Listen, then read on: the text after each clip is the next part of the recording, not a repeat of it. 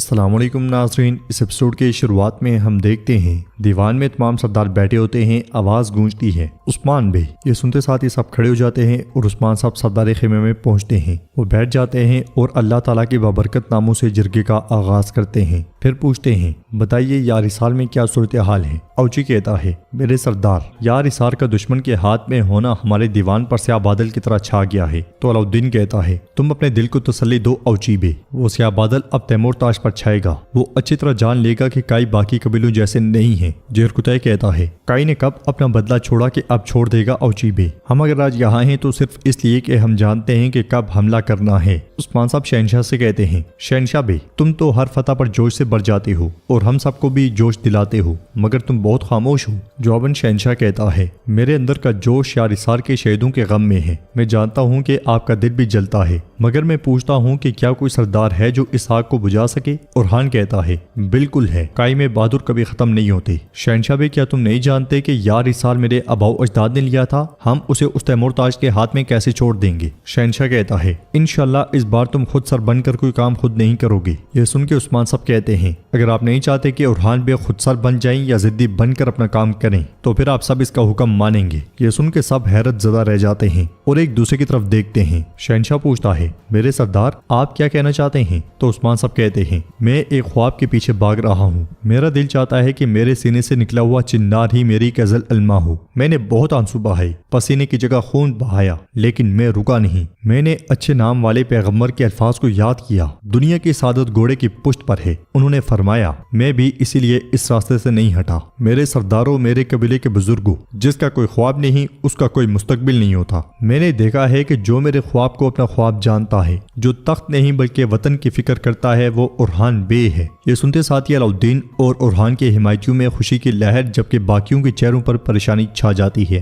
عثمان بے کے کھڑے ہوتے ساتھ ہی سب کھڑے ہو جاتے ہیں اور عثمان صاحب کہتے ہیں تو اس لیے اورحان بے میرے والد ارطغرل غازی کی مہر اب تمہاری ہے۔ یہ کہتے ساتھ ہی عثمان صاحب مہر اورحان کی جانب بڑھا دیتے ہیں۔ علاؤالدین بہت ہی زیادہ خوش دکھائی دے رہا ہوتا ہے، مگر اورحان کہتا ہے میرے سردار الحمدللہ آپ کی صحت ٹھیک ہے، جب آپ ہمارے سر پر ہیں تو کسی نائب کی کیا ضرورت ہے؟ جواب میں عثمان صاحب کہتے ہیں بیٹے یہ نائب نہیں، یہ سرداری کا تخت میری طرف سے میرے بیٹے اورحان کو منتقل کرنا ہے۔ انسان موت کے لیے ہی پیدا ہوا ہے، سردار کو چاہیے کہ وہ نہ صرف تخت پر بیٹھنا جانے بلکہ تخت سے دستبردار ہونا بھی جانے۔ آج تک جو میں تھا اب وہ اورحان بے ہے۔ اورحان کہتا ہے سرداروں کے سردار، غازیوں کے غازی عثمان بے، آپ مرنے کو کہیں تو ہم مر جائیں گے، آپ جہاں رکنے کو کہیں ہم وہاں رک جائیں گے، لیکن میں اس تخت کو اس حالت میں یوں نہیں چاہتا۔ یہ سنتے ساتھ ہی سب حیران و پریشان ہو جاتے ہیں اور برہان پوچھتا ہے اورحان بے تم کیا کہنا چاہتے ہو؟ تو اورحان سرداران کی جانب دیکھتے ہوئے کہتا ہے میں کہتا ہوں کہ اگر تمام سردار یہاں میرے ہاتھ پر بیعت کر کے عہد نہیں کرتے تو میں یہ سرداری نہیں چاہتا، تقسیم اور اختلاف نہیں ہوگا۔ تو اب مجھے بتائیں کیا کوئی ایسا ہے جس کے دل میں میرے سردار بننے کی خواہش نہ ہو؟ کیا کوئی ہے؟ کچھ دیر کے لیے بالکل خاموشی چھا جاتی ہے، پھر سب سے پہلے علاؤالدین کہتا ہے اورحان بے کوئی نہیں ہے، اور اس کی دیکھا دیکھی اوچی، عبداللہ اور دیگر سرداران بھی یہی کہتے ہیں، کوئی اختلاف نہیں ہے، کوئی اعتراض نہیں ہے۔ سردار شہنشاہ کچھ نہیں بولتا اور عثمان سردار اورحان سے کہتے ہیں اورحان بے تم کارا عثمان کی طرح بات کرتے ہو، اختلاف سرداری کو گرا دیتا ہے، تم صحیح کہتے ہو، اب اپنا حق قبول کرو۔ یہ سنتے ساتھ ہی اورحان مہر لے لیتا ہے، پھر عثمان صاحب تلوار چوم کے اسے اورحان کے حوالے کر دیتے ہیں اور اورحان کہتا ہے دادا سلیمان شاہ سے میرے دادا ارطغرل سے اور ان سے آپ تک جو یہ تلوار امانت تھی، اب وہ میرے پاس امانت ہے، میں اس امانت کو اپنی جان سے زیادہ جانوں گا اور کائی اور تمام اوغوز کی سلامتی اور یکجہتی کے لیے اس کی حفاظت کروں گا۔ معلوم رہے کہ جب تک یہ تلوار میرے پاس ہے فتوحات کے بغیر ہمارا ایک دن بھی نہیں گزرے گا۔ اللہ میرا یار و مددگار ہو، آپ سب کے ساتھ میری سرداری بلند ہو۔ سب آمین کہتے ہیں اور عثمان صاحب کہتے ہیں اب شکار بھی تمہارا اور مجلس بھی تمہاری۔ اورحان ہاتھ چومتے ہوئے کہتا ہے آپ کا حکم میرے سردار، مگر عثمان صاحب کہتے ہیں حکم بھی اب تمہارا ہے اورحان بے۔ یہ کہتے ساتھ ہی عثمان صاحب تخت کے سامنے سے ہٹ جاتے ہیں اور اورحان آگے بڑھتے ہوئے ایک عظیم تخت کے سامنے جا کھڑا ہوتا ہے۔ پھر اورحان تخت پہ بیٹھتا ہے اور ایک نیا دور شروع ہو جاتا ہے۔ سب سے پہلے علاؤالدین آگے بڑھتا ہے اور کہتا ہے اورحان بے سرداری مبارک ہو۔ یہ کہتے ساتھ ہی علاؤالدین ہاتھ چوم کر بیعت کرتا ہے۔ جواباً اورحان کہتا ہے سلامت رہو میرے بھائی۔ پھر برہان اورحان کا ہاتھ چومتے ہوئے کہتا ہے تمہاری نسل چلے، تمہاری قوم آباد ہو، تمہاری سرداری مبارک ہو اورحان بے۔ جیرکتائی آگے بڑھتا ہے اور مسکراتے ہوئے کہتا ہے برکت تمہارے ساتھ، فرمان تمہارے ساتھ، اللہ مبارک کرے اورحان उस्मान बे। जेरकुतई के बाद मामला थोड़ी देर के लिए रुक जाता है क्योंकि शाहीन शाह और उसके हिमायतियों की बारी होती है। उनके आगे ना बढ़ने पर उस्मान साहब उनकी जानिब देखने लग जाते हैं। शहनशाह को इस बात का एहसास होता है तो वो उस्मान साहब को देख के मुस्कुरा देता है। वो नम आंखों के साथ आगे बढ़ता है और उरहान को सरदारी की मुबारकबाद देता है। फिर वो भी उरहान की बैत कर लेता है। उरहान खड़ा होता है और शहनशाह को गले लगा लेता है। यह मंजर देख के उस्मान साहब और अलाउद्दीन बहुत खुश होते हैं। शहनशाह के बाद औची और बाकी सरदारान भी उरहान की बैत कर लेते हैं और इस तरह नाजरीन काई कबीले का नया सरदार उरहान बन जाता है। हमारा जो सफर सुलेमान शाह से शुरू हुआ था अब भी जारी है। बाहर फातिमा एक जख्मी बेड़ उठाए आगे बढ़ रही होती है और उससे प्यार करते हुए कहती है, ओ मेरी जान दिखाओ तुम्हारा पाँव कैसा है। तो खातून कहती है, फातिमा तुम्हारी बदौलत अब बेहतर है। इसलिए में यगीत उनके पास आता है तो खातून बेड़ लेकर चली जाती है। यगीत फातिमा से कहता है, तुम इस कबीले की शिफाओ फातिमा खातून, हर किसी के जख्म पे मरहम रखती हूँ।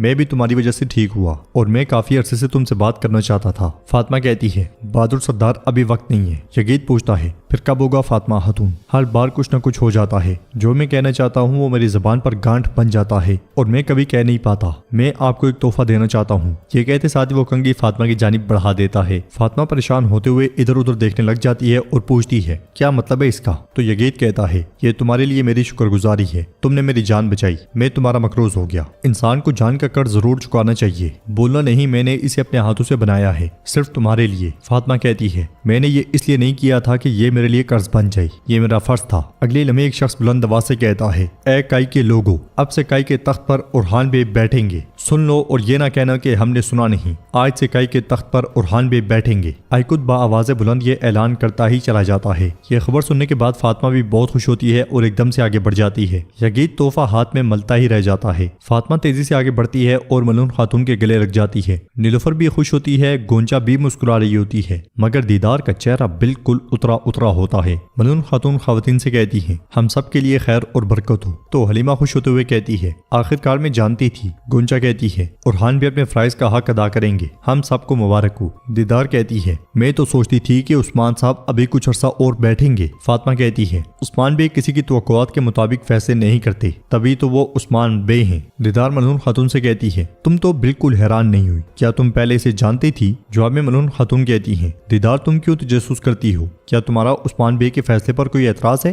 दीदार कहती है, तौबा अस्तगफिरुल्लाह, खैर व बरकत हो, अल्लाह मुबारक करे। नीलुफर खातून तुम्हारी आंखें भी ठंडी हूँ, खुश हो जाओ। नीलुफर कहती है, मैं खुश हूँ, लेकिन इसलिए नहीं कि मेरा शौहर मुकाम पाएगा, बल्कि उस्मान बे के बाद ये पोस्ट उस शख्स को मिली है जो इसका बोझ उठा सकता है। काई के लिए, तमाम तुर्कमानों के लिए और उम्मत के लिए मैं खुश हूँ। अगर हो सके तो तुम भी खुश हो जाओ। अंदर का रखलील उरहान के हाथ का बोसा लेता है और कहता है, मेरे हुजूर मुबारक हो। फिर उरहान खड़ा हो जाता है और उस्मान साहब कहते हैं, ऐ बेटे मेरी बात सुनो, आज से गुस्सा हमारा, मुरम्मत करना तुम्हारा, कमी हमारी, मुकम्मल करना तुम्हारा, टुकड़े करना हमारा, जमा करना तुम्हारा। उरहान कहता है, अगर मैं अपने वादे से फिरूं तो आसमान गिर जाए, काली जमीन मेरे खून से सुर्ख हो जाए। उस्मान साहब कहते हैं, अब तलवार तुम्हारे हाथ में है उरहान, तुम किसको किस फरीजे पर देखना चाहते हो ये फैसला तुम्हारा है। मेरी सरदारी के साथ साथ मेरा हुक्म भी खत्म हो गया। उरहान कहता है, आपका हुक्म और आपकी सरदारी अगर सातों आसमान भी गिर जाएं तो ना खत्म होंगे ना टूटेंगे। फिर सरदारान से कहता है, झंडा तुम्हारा है और उसे ऊपर रखने वाले हाथ हमारे हैं। मैं अपने सरदारों के नए फ्राइज पर अच्छी तरह गौर करके उन्हें हथियार बांधने की तकरीब में ऐलान करूंगा। ये कहते साथ ही उरहान बैठ जाता है और उस्मान साहब कहते हैं, फिर हर तरफ खबर फैला दो,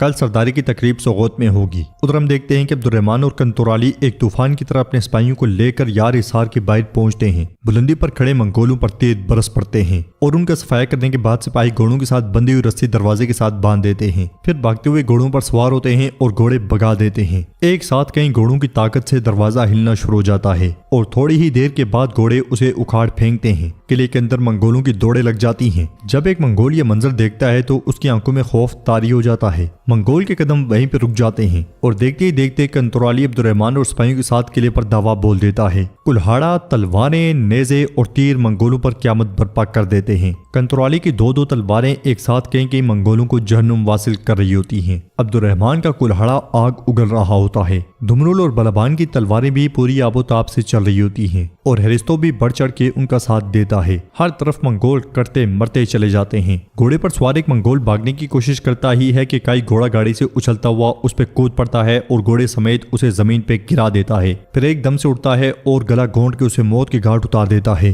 कंतुराली और अब्दुर्रहमान मंगोलों के सामने आते हैं और एक साथ पेट मिलाते हुए हथियार फेंक देते हैं। پھر لاتوں اور مکوں کے ساتھ منگولوں کو آگے لگا لیتے ہیں۔ وہ دونوں انہیں پٹکتے پٹکتے اپنے ہتھیار بھی اٹھا لیتے ہیں اور اس کے بعد تھکے ہارے منگولوں کا صفایا کر دیتے ہیں۔ پھر وہ بھاگتے ہوئے آگے بڑھتے ہیں اور وہاں موجود ترک قیدیوں کو آزاد کر دیتے ہیں۔ لوگ بہت خوش ہوتے ہیں اور بھاگ پڑتے ہیں۔ دو منگول ایک دم سے قلعے سے بھاگ پڑتے ہیں، مگر ایک کائی انہیں دیکھتا ہے اور ان کے پیچھے بھاگ پڑتا ہے۔ ہر طرف سے منگولوں کا صفایا ہو جاتا ہے۔ سب قلعہ واپس حاصل کرنے پہ بہت خوش ہوتے ہیں۔ کنتروالی بلند آواز سے کہتا ہے، کائی کا حق کائی کے پاس ہی رہے گا۔ بلبان منگولوں کے جھنڈے کو دیکھتے ہوئے کہتا ہے، سب سے پہلے ان چھیتروں کو اکھاڑ پھینکنا ضروری ہے۔ عبد الرحمن کہتا ہے، اور صرف اکھاڑنا کافی نہیں ہے، ہمیں اس قلعے کو جڑ سے دھونا ضروری ہے۔ ہر طرف بدبو پھیلی ہوئی ہے۔ اگلے پل وہ سپاہی ان دونوں منگولوں کو پکڑ کے لے آتا ہے اور کہتا ہے، میں نے ان دونوں کو بھاگتے ہوئے پکڑا ہے۔ دمنل کہتا ہے، ان کی جان لے لو۔ یہ سنتے ساتھ ہی وہ سپاہی ایک دم سے تلوار چلانے لگتا ہے، مگر عبد الرحمن چلاتے ہوئے اسے روک دیتا ہے اور کہتا ہے، انہیں جانے دو، یہ جا کے اپنے مالک کو سب کچھ بتائیں گے۔ پھر ان کے پاس بیٹھتے ہوئے کہتا ہے، اب جاؤ اور جو کچھ ہوا تیمورتاش کو بتاؤ۔